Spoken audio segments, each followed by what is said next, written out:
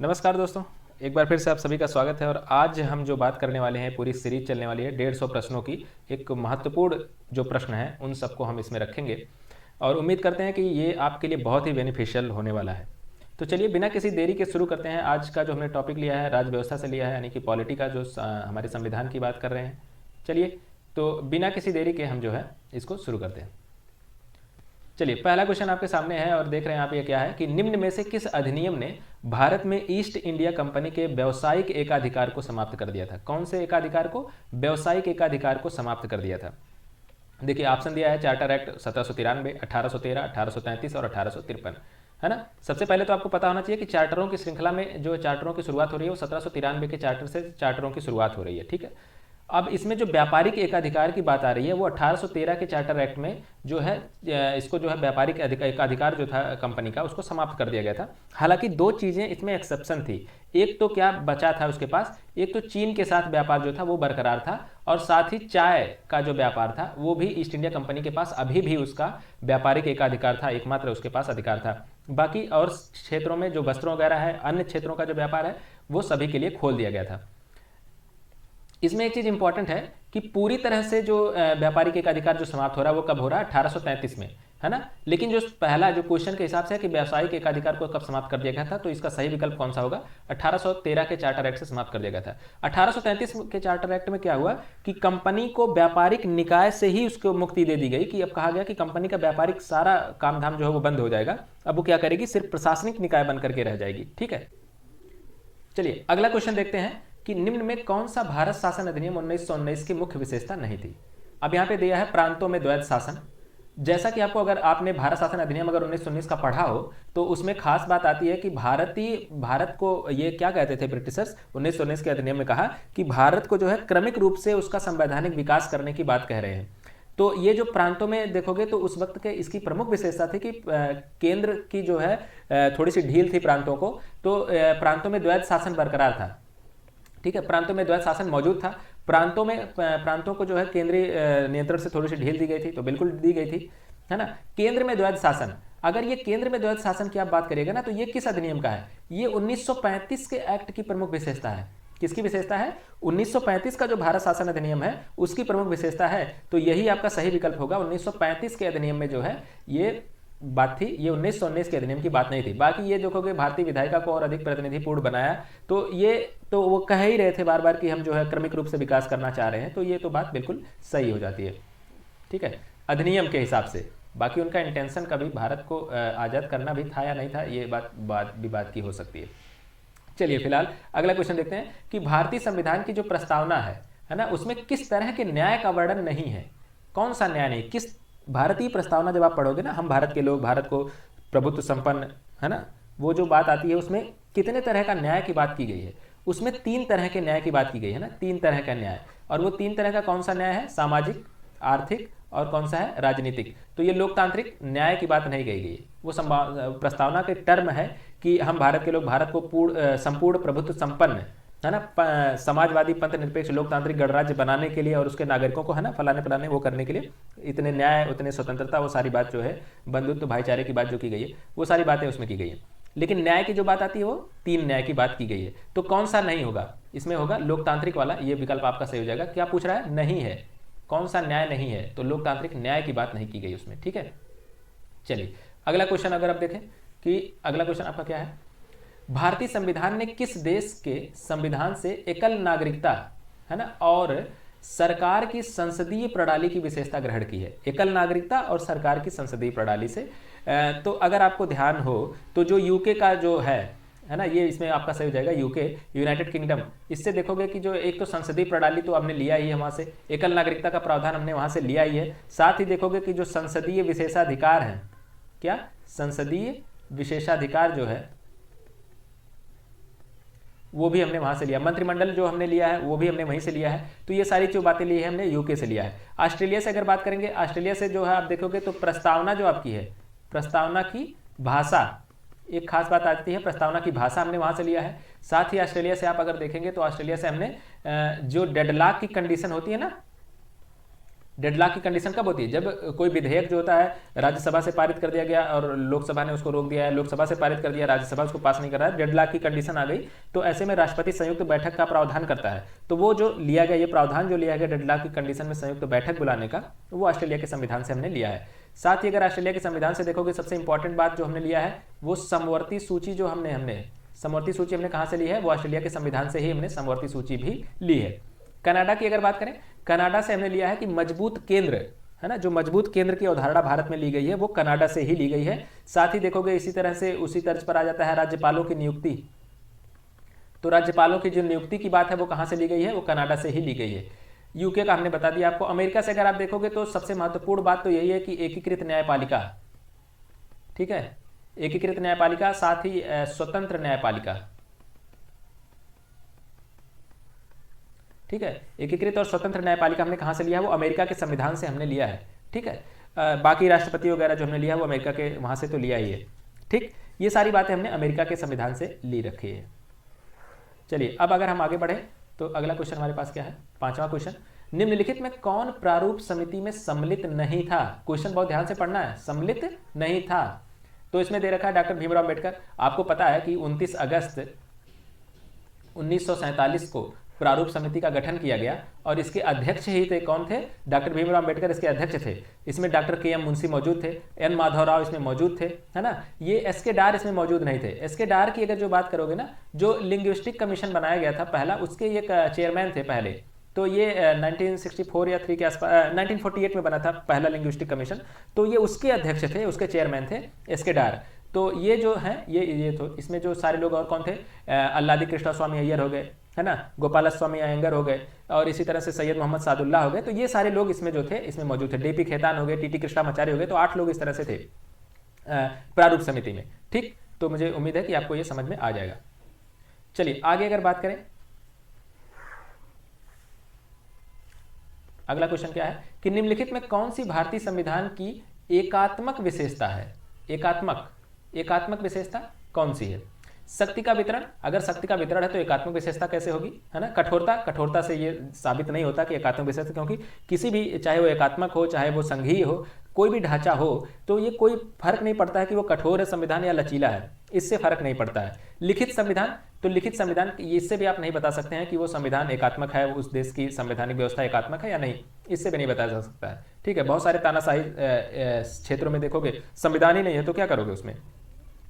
एकल नागरिकता की अगर बात करेंगे तो एकल नागरिकता, जो एकल टर्म जैसे शब्द है ना, वो सारे लगभग क्या होंगे? एकात्मकता की विशेषता प्रदर्शित करेंगे। जैसे एकल नागरिकता है, एकीकृत न्यायपालिका है ना, एकीकृत न्यायपालिका है। इसी तरह से अगर आप देखोगे कि एकीकृत न्यायपालिका के अतिरिक्त जो आप देखोगे कि एकात्मकता का लक्षण है, जो राज्यपालों की नियुक्ति हो रही है ना, मजबूत केंद्र जो है वो जो है, सब एकात्मकता के लक्षण है। एकल संविधान जो है वो भी जो है एकात्मकता का लक्षण है, ठीक है। तो ये 4-5 बातें जो हैं मूल सी, उन सबको याद रखने की बात है। चलिए आगे अगर बढ़े, अगला क्वेश्चन क्या है? अगला क्वेश्चन है कि संविधान सभा द्वारा संविधान निर्माण हेतु कितनी समितियां बनाई गई थी? ये बहुत शानदार क्वेश्चन है, कई बार आता है। इसमें 22 आपका सही है। 22 समितियां बनाई गई थी, जिसमें देखोगे कि 2 भागों में समितियां विभाजित थी, 10 और 11 के टर्म में। जो 10 समितियां थी वो कार्यकारी व्यवस्था को देख रही थी, कार्यकारी काम के लिए थी, है ना, कार्यकारी। और बाकी 11 जो समितियां थी वो मूल कार्यों के लिए, मूल संविधान या मूल कार्यों को देखरेख में वो थी, मूल कार्यों का देखरेख वो करती थी। कौन सी? ये 11 जो समितियां थी। तो इस तरह से 12 समिति पढ़े। क्लियर? अगर आपको कोई भी प्रॉब्लम होगी तो आप लोग जो है कमेंट में बाद में इसको लिख सकते हैं, कहीं भी कोई भी कंफ्यूजन अगर आता है तो।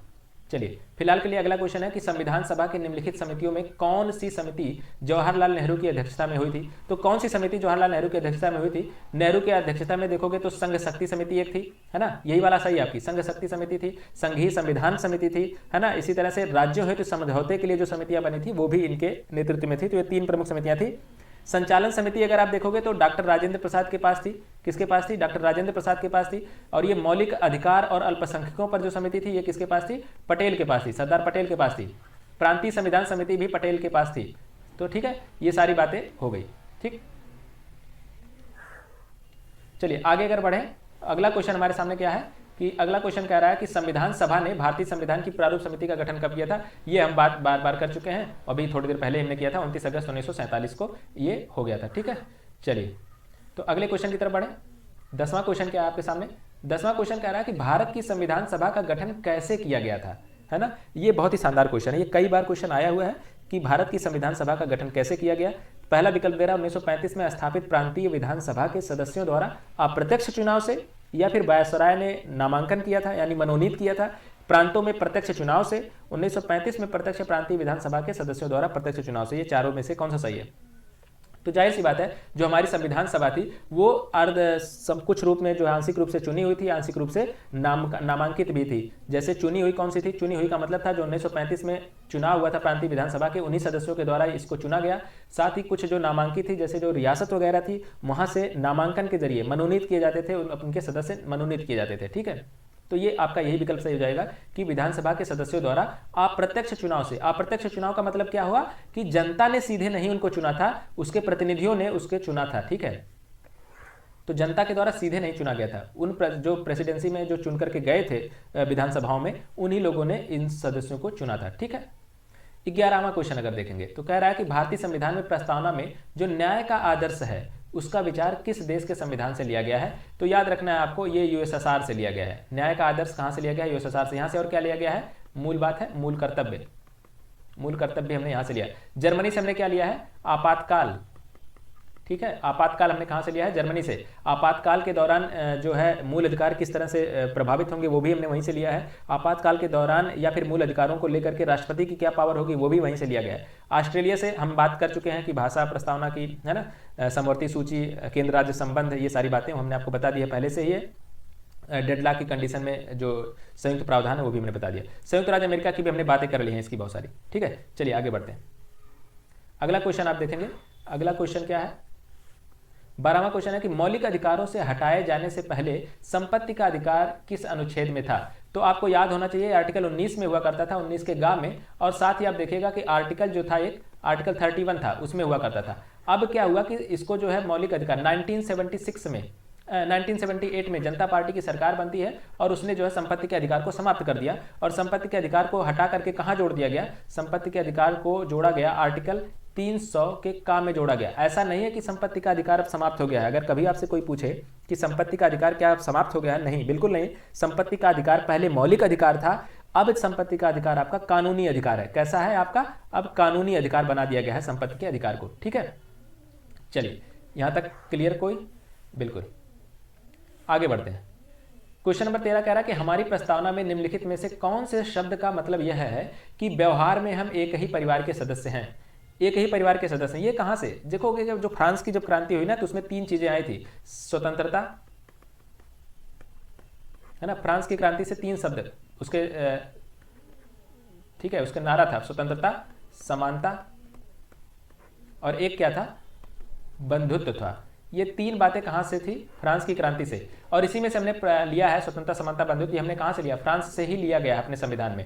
अब ये देखो कि जो ये बंधुत्व है ना, बंधुत्व को फ्रेटर्निटी कहते हैं इंग्लिश में, और इसी का मतलब क्या होता है, बंधुत्व का मतलब भाईचारा है। भाईचारे का मतलब है परिवार के सदस्य जैसा होगा तभी तो भाईचारा है। ठीक है, तो इसमें कौन सा सही हो जाएगा, आपका ऑप्शन नंबर बी सही हो जाएगा कि ये बंधुत्व वाली जो बात है। ठीक है, चलिए आगे बढ़े। आगे बढ़ते हैं कि अगला क्वेश्चन है कि उपराष्ट्रपति से संबंधित जो है निम्नलिखित कथनों को आप देखिए और फिर ऐसे देखिए। ये क्वेश्चन ना, ऐसे ही क्वेश्चन उम्मीद है कि इस बार आपको बीपीएससी में देखने को, 68वीं बीपीएससी में ऐसे ही क्वेश्चन देखने को मिलने वाले हैं, क्योंकि विगत टाइम पे जो भी परीक्षाएं हो रही हैं, अन्य परीक्षाएं, उसमें भी जो है ऐसे कथन आ रहे हैं। तो उम्मीद करिएगा कि आपको ऐसे बहुत सारे क्वेश्चन देखने को मिल सकते हैं। चलिए, पहला क्या कह रहा है कि राष्ट्रपति अपना त्यागपत्र उपराष्ट्रपति को सौंपता है। बिल्कुल सही बात है, राष्ट्रपति अपना त्यागपत्र किसको देता है, उपराष्ट्रपति को सौंपता है। फिर कह रहा है कि ये उपराष्ट्रपति के संबंध में पूछ रहा है, यहाँ पे ये देखिए, वह लोकसभा के सदस्यों के रूप में चुनाव के लिए योग्य होना चाहिए। तो ये बात गलत है पूरी तरह से, है ना। राष्ट्रपति के लिए बात सही हो सकती है, लेकिन उपराष्ट्रपति राज्यसभा का पदेन सभापति भी होता है, याद रखना है आपको। और इसी कारण से उसकी जो योग्यता होनी चाहिए वो कौन सी होनी चाहिए, राज्यसभा के सदस्य के रूप में चुने जाने की योग्यता होनी चाहिए। ठीक है, तो ये लोकसभा लिखा है, ये बात गलत है। फिर कह रहा है कि उपराष्ट्रपति के चुनाव में केवल संसद के निर्वाचित सदस्य ही हिस्सा लेते हैं, ये भी बात गलत है। ये राष्ट्रपति में होता है कि केवल निर्वाचित सदस्य होते हैं, जबकि उपराष्ट्रपति के चुनाव में अगर आप देखेंगे तो उसमें कौन होता है, निर्वाचित और मनोनीत दोनों होते हैं, ठीक है, मनोनीत भी होते हैं, तो उसमें दोनों सदस्य हिस्सा लेते हैं। तो ये दोनों जो कथन है ये आपके गलत हो जाएंगे। तो केवल सही कौन सा है? केवल एक सही है। तो इसमें आपका विकल्प नंबर 1 सही है, केवल एक ही आपका इसमें सही है। चलिए अगला क्वेश्चन अगर आप देखें, अगला क्वेश्चन 15 नंबर पे बढ़े। भारतीय संविधान का कौन सा अनुच्छेद संघ की कार्यकारी शक्तियों से संबंधित है ना? क्या बात है कि संघ की कार्यकारी शक्तियों से कौन सा अनुच्छेद इसमें से संबंधित है? तो ये आपको रट लेना है। आर्टिकल 53 जो है संघ की कार्यकारी शक्तियों से संबंधित है, जिसमें क्या कहा गया है कि भारत का एक राष्ट्रपति होगा, है ना? भारत का क्या होगा? एक राष्ट्रपति होगा। अब वो राष्ट्रपति जो होगा वो भारत का जो होगा क्या होगा? कार्यकारी प्रमुख होगा। राष्ट्रपति ही क्या होगा? कार्यकारी प्रमुख होगा, और उसी में संपूर्ण शक्तियां, जो कार्यकारी शक्तियां उसी में निहित होंगी, और वह अपना कार्य जो है चाहे तो सीधे अपना कार्य अंजाम दे सकता है, यानी सीधे कर सकता है, या तो चाहे अपने अधीनस्थ अधिकारियों की सहायता से वह अपने कार्य को कर सकता है, अपने निर्णय, अपने आदेशों को जारी करा सकता है। ठीक है, तो इसमें कौन सा सही हो जाएगा? आर्टिकल 53 जो है वो आपका सही हो जाएगा। वो अनुच्छेद 53 में ये सारी बातें कही गई हैं। चलिए अगला क्वेश्चन है, निम्नलिखित में कौन सा एक मौलिक कर्तव्य नहीं है? याद रखना, ये बहुत ध्यान देना है कि नहीं है। ठीक है, राष्ट्रीय महत्व के स्मारकों और स्थानों की रक्षा करना, ये क्या है? ये तो मुझे लग रहा है ये क्या है? आर्टिकल 49 आप अगर पढ़े होंगे, नीति निर्देशक तत्व, है ना? नीति निर्देशक तत्वों की अगर आप बात करते हैं तो उसमें आता है नीति निर्देशक तत्व कितने? आर्टिकल 36 से लेकर के 51 तक। ठीक है, किस भाग में आता है? भाग 4 में आता है। ठीक है, तो ये क्या है? नीति निर्देशक तत्व है। राष्ट्रीय महत्व के स्मारक और स्थानों की सुरक्षा, ये मौलिक कर्तव्य की बात नहीं है। मौलिक कर्तव्य ये क्या है? प्राकृतिक वातावरण की रक्षा और संवर्धन करना मौलिक कर्तव्य है। सार्वजनिक संपत्ति की सुरक्षा करना मौलिक कर्तव्य है। राष्ट्रगान का सम्मान करना मौलिक कर्तव्य है। ये सारी बातें मौलिक कर्तव्य हैं, लेकिन ये पहला जो है वो नहीं है। तो इसमें आपका सही कौन सा हो जाएगा? आपका सही हो जाएगा पहला वाला जो आपका ऑप्शन है वो आपका सही हो जाएगा। यानी कि ये जो मौलिक कर्तव्य नहीं, ये क्या है? नीति निर्देशक तत्व है। मौलिक कर्तव्यों की अगर बात आई है तो एक बात और जान लेते हैं। मौलिक कर्तव्य जो है कब जो जोड़ा गया? 1976 में मौलिक कर्तव्यों को जोड़ा गया। ठीक है, एक अलग से भाग जोड़ा गया जो भाग 4 का था, भाग 4 था, उसी में भाग 4 का जोड़ा गया। कौन सा भाग जोड़ा गया? 4 का जोड़ दिया गया, और उसी में जो आर्टिकल 51 था, 51 का जोड़ा गया, है ना? 51 का में इस सारे मौलिक कर्तव्यों को रखा गया। एक कमेटी बनाई गई थी, बार बार पूछ लेता है कि वो कौन सी कमेटी थी, तो वो कमेटी थी स्वर्ण सिंह समिति थी। ठीक है, स्वर्ण सिंह समिति बनाई गई थी, और उसी की सिफारिश पर जिसने 10 मौलिक कर्तव्यों को सुझाया था, जिसमें से 8 को लिया गया था। 2 कौन कौन से नहीं लिया गया था? एक करों वाला नहीं लिया गया था, एक वो जो उल्लंघन करने पर दंड देने का जो प्रावधान था वो, यानी टैक्स वाले की बात नहीं ली गई कि टैक्स देना आपका मौलिक कर्तव्य होगा, और जो एक मतलब कि मौलिक कर्तव्यों का उल्लंघन करने पर दंड का जो प्रावधान था, इन दोनों बातों को शामिल नहीं किया गया था। तो कुल कितने मौलिक कर्तव्य जोड़े गए थे? कुल अगर आपको याद हो तो कुल 10 मौलिक कर्तव्य शुरू में जोड़े गए थे। और एक बात याद रखिएगा कि मौलिक कर्तव्य मूल संविधान का हिस्सा नहीं है। ठीक है, कभी कोई पूछ लेता है तो मौलिक कर्तव्य मूल संविधान का हिस्सा नहीं है, क्योंकि वो बाद में जोड़े गए हैं, 1976 में जोड़े गए हैं। ठीक है, कुल 10 मौलिक कर्तव्य शुरू में जोड़े गए थे। बाद में देखोगे कि 2002 में, है ना, 86वां संविधान संशोधन अधिनियम है, 86वां संशोधन अधिनियम, है ना, इसके तहत एक और मौलिक कर्तव्य जो शिक्षा का मौलिक कर्तव्य था कि 6 वर्ष से कम आयु के बच्चों का जो पालन पोषण है उसको ध्यान दीजिए, और उनकी शिक्षा का जो ख्याल रखने की बात कही गई थी, वो कही गई थी, इसी में कही गई थी। कब कही गई थी? 2002 के अमेंडमेंट के तहत वो 11वां मौलिक कर्तव्य वो जोड़ा गया था। ठीक है, अब मुझे लगता है कि इससे संबंधित सारी क्वेश्चन आप कर पाएंगे। चलिए आगे बढ़े। अगला क्वेश्चन है कि राज्य के नीति निर्देशक तत्व सरकार की किन 2 शाखाओं की शक्तियों के पृथक्करण के लिए स्पष्ट रूप से प्रावधान करते हैं? स्पष्ट रूप से प्रावधान करते हैं। ठीक है, नीति निर्देशक तत्व। अब आपको एक लाइन में आपको याद होना चाहिए कि नीति निर्देशक तत्व जो हैं वो बताते हैं कि कार्यपालिका और न्यायपालिका के पृथक्करण की बात करते हैं। ठीक है, कि दोनों में टकराव ना हो, कार्यपालिका और न्यायपालिका। ठीक है, इसमें देखिए पहला ही ऑप्शन है कार्यपालिका और न्यायपालिका। बाकी जो ऑप्शन जो है कार्यपालिका और विधायिका, ऐसी कोई बात नहीं कही गई है, क्योंकि कार्यपालिका ही विधायिका है बेसिकली, और विधायिका और न्यायपालिका, तो विधायिका का काम कानून बनाना और न्यायपालिका का काम है उसको रिव्यू करना। तो बेसिकली मेन जो बात क्या है वो कार्यपालिका और न्यायपालिका में पृथक्करण की बात वो करता है। तो इसमें कौन सा सही होगा? केवल और केवल एक आपका सही है कि कार्यपालिका और न्यायपालिका से पृथक्करण की जो बात है वो कही गई है। किसमें किसमें? नीति निर्देशक तत्वों के लेकर के। ठीक है, अगला क्वेश्चन बढ़े। राजभाषा देवनागरी लिपि में लिखित हिंदी होगी, यानी कहने का मतलब है, जरा समझने की कोशिश करिए, कि हिंदी भारत की राजभाषा होगी जिसकी लिपि देवनागरी होगी। इस कथन का मतलब ये हुआ। ठीक है, तो इस कथन का उल्लेख भारतीय संविधान की किस धारा में, यानी किस अनुच्छेद में, कहां पर किया गया है? तो आपको याद हो आर्टिकल 343 में इस बात का जिक्र किया गया। इसके 2 पार्ट हैं, आर्टिकल 343 343 का 1 और आर्टिकल 343 का 2। इससे जितने भी संभावित क्वेश्चन हो सकते हैं मैं आपको बता देता हूं। 343(1) में क्या कहा गया है कि भारत की राजभाषा हिंदी जो है भारत की राजभाषा होगी, जिसकी लिपि क्या होगी, देवनागरी होगी। यही जो कथन आपसे पूछा गया, देवनागरी लिपि में लिखित हिंदी, ये जो कथन है आर्टिकल 343 के 1 का है। आर्टिकल 343(2) में कहा गया है कि कुछ सालों के लिए जो कार्यकारी भाषा के रूप में होगी, कामकाज की भाषा के रूप में अंग्रेजी को भी रखा जाएगा, ये बात कही गई थी। और ये शुरू में कहा गया था कि ये 15 वर्षों के लिए रखी जाएगी। 15 वर्ष अगर देखें तो 1950 से अगर संविधान लागू हुआ तो ये 1965 तक रखे जाने की बात थी। और ये कब तक रखे जाने की बात थी? 25 जनवरी 1965 को ये समाप्त होने की बात थी। लेकिन ऐसा हुआ नहीं, क्योंकि आप सोचेंगे कि आप तो यही कहेंगे ना कि ये तो अभी भी चल रहा है 1965 के बाद भी, आज भी हिंदी का यानी कि अंग्रेजी का प्रयोग हो ही रहा है। तो अंग्रेजी का प्रयोग जाहिर सी बात हो रहा है। वो क्यों हो रहा है? एक देखोगे कि हमारा राजभाषा अधिनियम आया था। क्या आया था? राजभाषा अधिनियम आया था। राजभाषा अधिनियम हमारा कब का है? हो सकता है आपसे ये भी क्वेश्चन पूछ ले। राजभाषा अधिनियम हमारा 1963 का है और इसी अधिनियम में बाद में 1967 में क्या किया गया? संशोधन किया गया। क्या किया गया? अमेंडमेंट किया गया। और उसमें यह बात कह दी गई कि जो अंग्रेजी थी उसको अभी आगे भी बरकरार रखा जाएगा, यानी कि उसको भी कार्यकारी भाषा के रूप में उसको रखा जाएगा। तो उसको बढ़ा दिया गया उसकी डेट को, ठीक है उसको। तो इसी वजह से आज भी आप अंग्रेजी को देख पाते हैं कि बहुत सारे संस्थानों में, यानी सभी संस्थानों में अंग्रेजी भाषा के रूप में प्रयुक्त की जाती है, कार्यकारी भाषा के रूप में।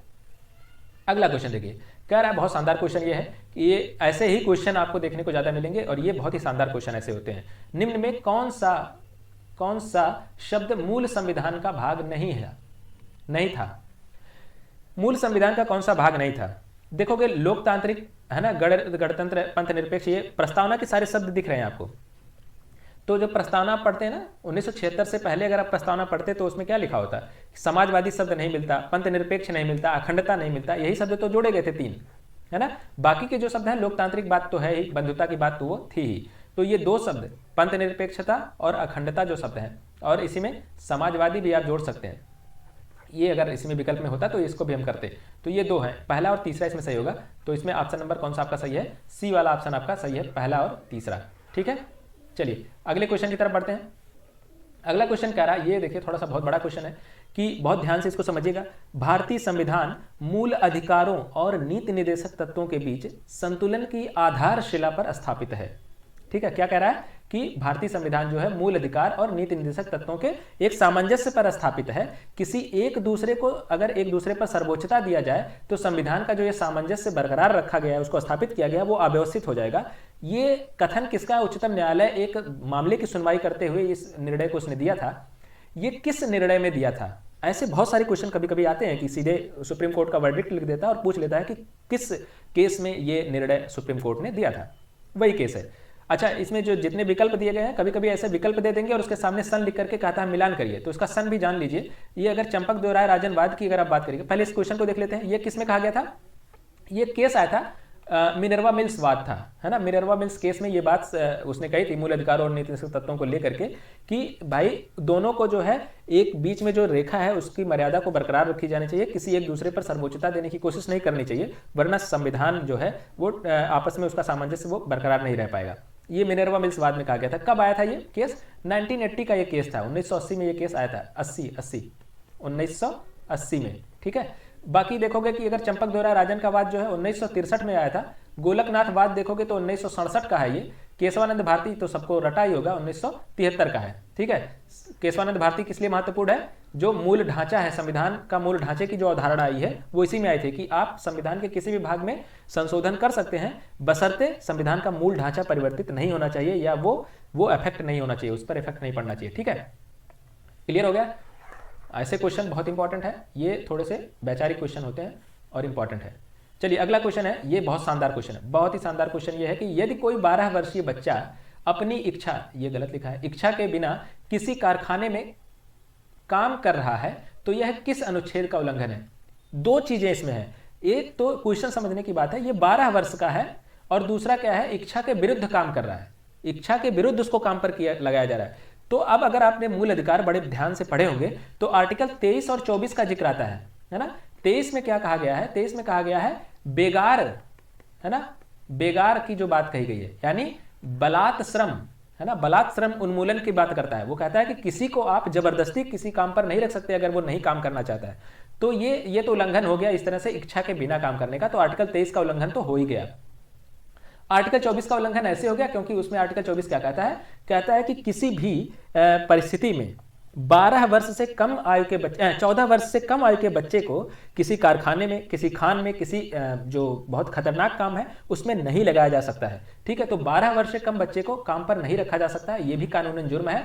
ठीक है, तो आर्टिकल 24 का भी उल्लंघन हो रहा है, तो आर्टिकल 23 और आर्टिकल 24 ये दोनों का उल्लंघन कर रहा है। ठीक है, ये ऐसे क्वेश्चन देखने को मिल सकते हैं, ये ऐसे क्वेश्चन बहुत शानदार। इसका विकल्प जो है ना बहुत शानदार साधारण सा बन गया, इसमें अलग अलग देना चाहिए था, केवल आर्टिकल 23 लिख देना चाहिए था, आर्टिकल 24-25 लिखना चाहिए था, तब ये थोड़ा सा और होता। अब फिलहाल जिन्होंने विकल्प बनाया थोड़ा सा फंसाने की कोशिश उन्होंने नहीं की। चलिए फिलहाल आप लोग फंसिएगा नहीं, मुझे उम्मीद है फंसेंगे नहीं। अगला क्वेश्चन क्या कह रहा है कि निम्न विषयों पर विचार कीजिए और उन्हें क्रमानुसार जैसे संविधान में आया है वैसे उनको व्यवस्थित करिए। अब देखिए, अगर इन सारे टाइटल को पढ़िए, संघ तथा उसका कार्यक्षेत्र, मौलिक कर्तव्य, नागरिकता, राज्य के, ये क्या है? सभी भागों के नाम हैं। क्या है? सभी भाग हैं, सभी भागों के नाम हैं। तो अब देखिएगा कि ये कौन से भाग में है। संघ तथा उसका कार्यक्षेत्र भाग 1 में आता है। किस में आता है? भाग 1 में आता है। मौलिक कर्तव्य किस में आता है? मौलिक कर्तव्य देखोगे तो भारत भाग 4 का नया ये जोड़ा गया 1976 में। ठीक है, जो 42वां अमेंडमेंट हुआ उसमें जोड़ा गया 4 का में। नागरिकता किस में है? नागरिकता भाग 3 में है। नीति निर्देशकता तो किस में है? आपके भाग 4 में। अब इसको अब व्यवस्थित तो कर ही सकते हैं। पहले कौन आएगा? पहला आएगा, फिर इसके बाद कौन सा आएगा? तीसरा आएगा, फिर इसके बाद कौन सा आएगा? चौथा आएगा, फिर आपका दूसरा आएगा। तो पहला, तीसरा, चौथा, दूसरा कौन सा है? पहला, तीसरा, चौथा, दूसरा, ये आपका बी वाला सही हो जाएगा। ठीक है, चलिए समझ में आ रहा है? हाँ बिल्कुल। ये अगर आप 150 क्वेश्चन कर पाएंगे ना पूरी सीरीज, तो उम्मीद करिएगा आपके सारे टॉपिक क्लियर होंगे बिल्कुल। अगला क्वेश्चन, अनुच्छेद 32। अब अनुच्छेद 32 से संबंधित बात है कि कह रहा है कि भारतीय संविधान के किस भाग में निहित है। बहुत सिंपल सी बात, आपको पता है मूल अधिकारों की जब आप बात करते हैं ना, मूल अधिकार, ये मूल अधिकार में है। मूल अधिकार को जब आप पढ़ते हैं तो आर्टिकल 12 से लेकर के 35 तक है ना, आर्टिकल 12 से लेकर के 35 तक क्या है? मूल अधिकार है। 36 से लेकर के 51 तक क्या है? नीति निर्देशक तत्व है ना, यानी इसको कहते हैं डीपीएसपी, डायरेक्टिव प्रिंसिपल्स हैं। ठीक है, तो इसमें किस में होगा? ये अब मूल अधिकार किस में है? ये मूल अधिकार आपके किस में है? भाग 3 में पढ़ते हैं, तो मूल अधिकार में है ये भाग 3 में। कॉन्स्टिट्यूशनल, जिसको संविधान की आत्मा किसने कहा था? डॉक्टर अंबेडकर ने इसी को कहा था संविधान की आत्मा है। ठीक है, आर्टिकल 32 को। इसी के जरिए क्या होता है कि सुप्रीम कोर्ट और जो हाई कोर्ट होती हैं वो रिट जारी करती हैं। क्या जारी करती हैं? रिट जारी करती हैं। रिट कितने तरह की होती है? 5 प्रकार की रिटें जारी करती हैं। ठीक है, चलिए अगला क्वेश्चन। चलिए आप लोग सोच रहे होंगे रिटों को क्यों नहीं बताया? आएगा, वो भी आएगा, रिटों को भी आगे बात हो जाएगी, चिंता मत करिए, कोई भी टॉपिक बचेगा नहीं आपका इसमें। केंद्र राज्य संबंधों में सबसे पहले तो यहीं से आप एक बार जरा रिवीजन करते हुए सोचिए अपने दिमाग में कि केंद्र राज्य संबंध हमने कहां से लिया है? ये हमने कहां के संविधान से लिया है? ऑस्ट्रेलिया के। ये जब ऐसे क्वेश्चन आए तो आपको दिमाग में चीजें आ जानी चाहिए कि हाँ हमने यहां से लिया है, तब समझिए कि अच्छे काम चल रहा है। तो केंद्र राज्य संबंधों से संबंधित मुद्दों की जांच के लिए केंद्र सरकार ने किस आयोग की नियुक्ति की थी? देखिए किस आयोग की नियुक्ति की थी? ये 1983 में एक आयोग बना था। कौन सा आयोग था? सरकारिया आयोग, है ना। ठीक है, सरकारिया आयोग की नियुक्ति की गई थी केंद्र राज्य संबंधों की जांच करने के लिए, उनसे संबंधित। इसने बहुत सारी बातें कही थी कि अगर आप मुख्यमंत्री की नियुक्ति करें तो भाई राज्यों से सलाह भी ले लिया करिए। ठीक है, ऐसी सारी बातें इसमें आई थी। समवर्ती सूची पर अगर आप कोई कानून बना रहे हैं तो राज्यों से एक बार परामर्श कर लीजिए, है ना।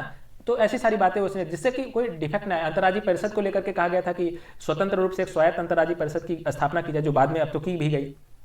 ठीक है, तो ऐसी सारी बातें, ये किसकी सुझाव था? सरकारी आयोग का सुझाव था इसमें। ठीक है, तो ये केंद्र राज्य संबंधों से संबंधित है। अच्छा, इसमें आपके दिमाग में आ रहा होगा कि ये सारे आयोग किससे संबंधित है, तो इसको भी जिक्र कर लेते हैं। कोठारी आयोग, कोठारी आयोग किससे संबंधित है? इसको राष्ट्रीय शिक्षा आयोग के नाम से भी जानते हैं, राष्ट्रीय शिक्षा आयोग के नाम से भी जानते हैं इसको। 1963 या 64, एक बार जरा देख लीजिएगा, शायद 1964 में, मुझे एग्जैक्ट मतलब मैं, हो सकता है कि मैं इसमें कंफ्यूजन में हूँ, लेकिन 63 या 64 में ये जो है कोठारी आयोग का गठन किया गया था। इसी को राष्ट्रीय शिक्षा आयोग के नाम से भी जानते हैं। नानावती आयोग की अगर आप बात करिएगा तो नानावती आयोग जो है वो क्या, नानावती आयोग में जो गुजरात में गोधरा कांड हुआ ना, आपको याद हो 2002 के जो सारे दंगे हुए, उसमें 59 कार सेवकों को जला दिया गया था ट्रेन में, ये सारा जो जिक्र आप पढ़ते हैं ना, उससे संबंधित उसकी जांच के लिए जो नानावती आयोग का गठन किया गया था, सॉरी, नानावती आयोग का गठन उसी के लिए किया गया था। ठीक है, मुझे लग रहा है कि आपको ये क्लियर हो गया। तो इतना याद रखना है कि ये उस गुजरात दंगों से संबंधित है। कोठारी आयोग शिक्षा से संबंधित है, राष्ट्रीय शिक्षा आयोग इसका दूसरा नाम भी है। मंडल आयोग की अगर बात करेगा तो मंडल आयोग जो है, ये तो आपको पता ही है कि 1979 में जो है मंडल आयोग का गठन किया गया था। पिछड़े वर्ग को लेकर के बात करनी थी इसको, कि उनकी सामाजिक और आर्थिक स्थिति क्या है, राजनीतिक स्थिति क्या है, इसका अध्ययन करना था। तो ठीक है, इसमें सही कौन सा होगा आपका? सही कौन सा आपका है? सरकारी आयोग। ठीक है, केंद्र राज्य संबंधों के लिए कौन सा है? सरकारी आयोग है। ठीक है, चारों आयोग आपको क्लियर हो गए। कोठारी आयोग शिक्षा से, नानावती गोधरावाले से यानी कि गुजरात दंगों से, मंडल आयोग आपका पिछड़े वर्ग के है उससे संबंधित है, और आपका आ जाएगा सरकारी आयोग किससे संबंधित है? वो केंद्र राज्य संबंधों से संबंधित है। चलिए अगला 25वां क्वेश्चन देखिएगा, ये शानदार क्वेश्चन है। निम्नलिखित में से कौन सा मौलिक अधिकार केवल भारतीय नागरिक, ये केवल शब्द बड़ा इंपॉर्टेंट होता है, केवल भारतीय नागरिकों के लिए ही उपलब्ध है?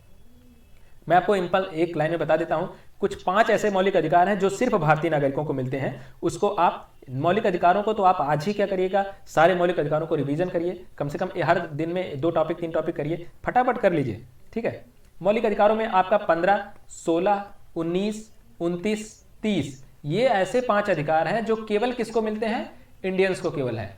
ठीक है, इसमें कोई आकर के ये नहीं, जैसे 16 में कोई आकर के ये नहीं कह सकता हमें अवसर की समानता चाहिए, कोई ब्रिटेन से आया हो कि हमें अवसर की समानता चाहिए, नहीं, वो भारतीयों के लिए मिलेंगे केवल, वो इस बात को लेकर के क्लेम नहीं कर सकता कोई विदेशी। ठीक है, तो ये 15, 16, 19, 29, 30 केवल भारतीयों को मिलते हैं। तो इसके हिसाब से कौन सा सही हो जाएगा? 15 से हो जाएगा, 16 से हो जाएगा, तो दूसरा और तीसरा, तो केवल दूसरा और तीसरा इसमें ये विकल्प बी वाला आपका सही हो जाएगा। ठीक है, चलिए अगला क्वेश्चन की तरफ अगर बढ़े, अगला क्वेश्चन क्या कहता है? राज्य के नीति निर्देशक तत्वों में निहित प्रावधान के संबंध में सही विकल्प का चयन करिए। किसके संबंध में? नीति, डीपीएसपीएस की बात कर रहा है। तो कह रहा है कि इन्हें उच्चतम न्यायालय द्वारा लागू किया जा सकता है, इन्हें किसी भी न्यायालय द्वारा लागू नहीं किया जा सकता है, इन्हें किसी भी न्यायालय द्वारा लागू किया जा सकता है, इन्हें स्वैच्छिक न्यायालय द्वारा लागू किया। तो ये सब बकवास की बात है। मैं आपको एक बात बताता हूँ, क्या हुआ कि आर्टिकल 36 से लेकर के 51 तक में डीपीएसपी है, भाग किसमें है? भाग 4 है ना, भाग 4 में 36 से 51 तक डीपीएसपीज हैं। अब इसमें एक चीज याद रखिए, आर्टिकल 36 में क्या है? जैसे आर्टिकल 12 से 35 में क्या है? मूल अधिकार है। तो आर्टिकल 12 में क्या है? राज्य की परिभाषा दी गई है कि राज्य क्या है, कैसे उसमें क्या, कौन किसको किसको राज्य के अधीन रखेंगे, वही परिभाषा आर्टिकल 36 में दी गई है। और आर्टिकल 13 में उसी तरह से क्या कहा गया कि ये वाद योग्य है या नहीं है, यानी इसको आप चैलेंज कर सकते हैं कोर्ट में कि नहीं। तो आर्टिकल 13 के हिसाब से उसमें बताया गया मूल अधिकारों को, आप इसको कोर्ट में चैलेंज कर सकते हैं। लेकिन इसी में आर्टिकल 37 जो है नीति निर्देशक तत्वों में, उसमें यह बताया गया कि इसको आप चैलेंज कर सकते हैं कि नहीं। उसमें क्लियरली लिखा गया है कि मूल जो नीति निर्देशक तत्व हैं किसी भी न्यायालय में वाद योग्य नहीं है। फिर से सुनिएगा, मूल अधिकार न्यायालय में वाद योग्य है, यह आर्टिकल 13 में लिखा गया है। लेकिन आर्टिकल 37 में जो नीति निर्देशक तत्वों का है उसमें क्लियरली कहा गया है कि नीति निर्देशक तत्व जो है वो किसी भी न्यायालय में वाद योग्य नहीं है। तो ये जो आपका बी विकल्प है, इन्हें किसी भी न्यायालय द्वारा लागू नहीं किया जा सकता, यही सही है। ठीक है, मतलब आप किसी भी न्यायालय में जाकर ये नहीं कह सकते कि मेरे नीति निर्देशक तत्वों का उल्लंघन हुआ है, क्योंकि नीति निर्देशक तत्व आम नागरिकों के लिए नहीं है, वो जनता सरकारों के लिए है, विधायिका के लिए है कि जब वो कानून बनाए, है ना, तो उसको ध्यान में रखते हुए बनाए, और जिससे कि लोगों के हितों की सुरक्षा की जा सके। चलिए, राज्य के नीति निर्देशक जो आपके सिद्धांत हैं उसका कौन सा अनुच्छेद जो है अंतरराष्ट्रीय शांति और सुरक्षा को बढ़ावा देने से संबंधित है? बहुत शानदार है, ये आ गया डीपीएसपी का ही क्वेश्चन है। आपको सारे डीपीएसपी एक बार जाकर के पढ़ने चाहिए क्या क्या है किसमें। ठीक है, आर्टिकल 49 में क्या है? राष्ट्रीय महत्व वाला है, राष्ट्रीय महत्व के स्मारक जो है संस्थानों की सुरक्षा करना वो है। आर्टिकल 44 क्या है? समान नागरिक संहिता है ना, आजकल बहुत चर्चा में यह है। यूनिफॉर्म सिविल कोड आजकल बहुत चर्चा में है, हो सकता है कि ये पूछ भी ले, तो ध्यान रखेगा। 49 आर्टिकल 44 ठीक है। आर्टिकल 51 क्या है? आर्टिकल 51 यही है, अंतरराष्ट्रीय शांति और सुरक्षा। आर्टिकल 51 है, तो यही विकल्प आपका सही हो जाएगा। आर्टिकल 50 क्या है? आर्टिकल 50 क्या है कि कार्यपालिका और जो न्यायपालिका है उसमें पृथककरण की जो बात है, ये देखिए आर्टिकल 50 वही है कि कार्यपालिका और न्यायपालिका के पृथककरण की बात है। जो अभी आपने पीछे एक क्वेश्चन भी किया होगा कि न्यायपालिका नीति निर्देशक तत्व तो किसके पृथककरण की बात करता है, तो कार्यपालिका और न्यायपालिका के ही पृथककरण की बात करता है, यहीं से वो क्वेश्चन वो भी आया था। ठीक है, तो ये बात क्लियर हो गई आपकी। चलिए, इसी तरह से आपका अगर आर्टिकल 45 देखेगा तो वो किससे है? 45 वाला जो है ना वो शिक्षा के लिए है। ठीक है, कि बालपन पूर्व जो है 0 से 6 वर्ष के बच्चों के लिए जो है वो शिक्षा की बात करता है। ठीक है, इसी तरह से आर्टिकल 48 आप देखिएगा तो वो किसका है? कृषि का है ना। आर्टिकल 48 का ए आप देखिएगा तो किसका है? पर्यावरण और वन्य जीवों से संबंधित है। ठीक है, चलिए 45 से लेकर के 50 तक तो मैंने बता ही दिया। अब आप उससे पहले जो है उसके 36 से लेकर के आगे के एक बार फिर से रिवीजन करिएगा, तो उसमें आपके लिए फायदेमंद होगा। देखिए, इन सारे ऐसे टॉपिक है जहां से क्वेश्चन बनने के चांसेस बहुत ज्यादा होते हैं, हमेशा बनते ही रहते हैं। क्वेश्चन नंबर 28, केंद्र राज्य के विपरीत, सॉरी ये गलत लिखा है, विपरीत नहीं होगा, ये क्या है? वित्तीय। केंद्र राज्य के वित्तीय संबंध किस अनुच्छेद के मध्य उल्लिखित है? तो याद रखिए आर्टिकल 268 से लेकर के 293 के बीच में वित्तीय संबंधों का उल्लेख किया गया है। ठीक है, और इसी में ही आपका क्या आ जाता है? जो देखोगे आर्टिकल 280 जो आपका है वित्त आयोग जो है उसी में आ जाता है। ठीक है, चलिए केंद्र राज्यों का वित्तीय संबंध इसी में है। अगला क्वेश्चन है, निम्न राज्यों को उनके गठन कब किया गया उसके कालानुक्रम में व्यवस्थित करना है। तो मैं आपको यहीं पर बताते चलता हूं, उत्तर प्रदेश का गठन कब हुआ? उत्तर प्रदेश का गठन हुआ था 1937 में ही उत्तर प्रदेश बन गया था। आंध्र प्रदेश कब बना? 1953 में आंध्र प्रदेश बन गया था। हरियाणा कब बना? 1966 में हरियाणा बन गया था। नागालैंड कब बना? 1963 में नागालैंड बन गया था। अब आप कर लीजिए, आपको तो अब तो विकल्प में लगा देंगे, पहला आ जाएगा, दूसरा आ जाएगा, चौथा आ जाएगा, तीसरा आ जाएगा। पहला, दूसरा, चौथा और तीसरा, ये वाला जो आपका विकल्प है ये सही हो जाएगा। ठीक है, चलिए आगे अगले और आज के आखिरी क्वेश्चन की तरफ बढ़ेंगे। हालांकि 150 क्वेश्चन की सीरीज है, बहुत लंबा सीरीज हो जाएगी तो आप बहुत बोर हो जाएंगे। 30 प्रश्नों की 5 श्रृंखला में हम आराम से सारे टॉपिक कवर कर लेंगे जितने भी पॉलिटी के हैं लगभग, है ना, कुछ भी बचेगा नहीं। चलिए आगे है कि भारत के संविधान की प्रस्तावना में प्रयुक्त जो गणतंत्र शब्द का मतलब है वो क्या है? गणतंत्र का मतलब क्या है? गणतंत्र का मतलब क्या होता है कि जो राज्य का जो सर्वोच्च होगा, जो प्रमुख होगा, वो क्या होगा?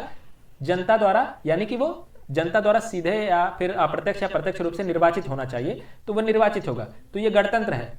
तो ये जो पहला होगा वो आपका सही हो जाएगा कि राज्य के प्रमुख के रूप में राष्ट्रपति हमारे यहाँ निर्वाचित होता ही है सीधे। ठीक है, जनता नहीं करती है, जनता के प्रतिनिधि उसको चुनते हैं। ठीक है, राज्य के पास असीमित शक्ति, ये तो गलत है, ये तो तानाशाही वाली बात कर रहा है। राज्य के पास असीमित शक्ति, ये बात गलत है। राजनीतिक संप्रभुता लोगों में निहित होगी। प्रस्तावना का वो टर्म देखिए, हम भारत के लोग, और फिर लास्ट में वो कहता है कि स्वयं को ये जो है आत्मार्पित, अधिनियमित और अंगीकृत करते हैं। ठीक है, तो शक्ति का स्रोत कौन है? भारत की संप्रभुता, या भारत की संप्रभु कौन है? जनता ही भारत की संप्रभु है। सारी संपूर्ण शक्ति किसके पास है? जनता के पास। तो देख लीजिए, दो चीजें इसमें सही है, राज्य के प्रमुख के रूप में एक निर्वाचित राष्ट्रपति होना और राजनीतिक संप्रभुता लोगों में निहित है, ये दोनों बातें बिल्कुल सही हो जाएंगी। तो पहला और तीसरा इसमें सही ऑप्शन हो जाएगा। ठीक है, उम्मीद करता हूं कि आपको ये बहुत ही अच्छा लगा होगा, और कोई भी प्रॉब्लम हो तो आप कमेंट कर सकते हैं। अगले वीडियो जब आएगा तो हम आपके कमेंट को देखते हुए उसको उसमें शामिल कर लेंगे। ठीक है, तो तब तक के लिए धन्यवाद, मिलते हैं फिर।